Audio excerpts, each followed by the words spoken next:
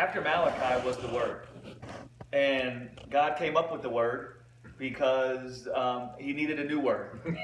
Because the old word was no good. Yeah. And that new word, because the old word was no good, became flesh. And we beheld it. No, he says, that word that was from the beginning. It didn't take God 400 years to figure it out. No, nor did it ever change. Right. Again, God, I'm telling you, this is just the best language I could put on it right now. God is like a physical person. We don't think of him like that. Right. We think of him as kind of, I don't say we don't in some areas, but I'm saying traditionally speaking as a whole, we tend to more think of God like the great and powerful Oz. Yes. Absolutely. Like, I am the almighty Oz.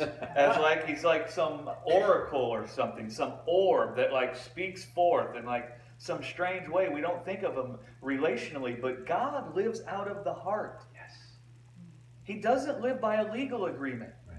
He doesn't live by a contract. He lives by what he feels in his heart. And out of his heart, he lives.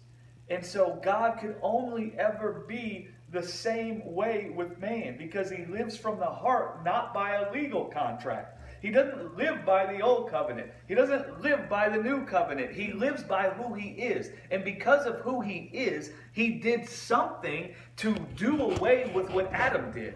And so that the Spirit could be poured out on all flesh, and then people could see that God has always, only ever been filled with grace towards them. Amen. He didn't need a new covenant so he could become Abba. He didn't need a new covenant so he could be good to us. He didn't need a new covenant so he could deal with us by grace. He needed a new covenant so we could see that all those things had always been.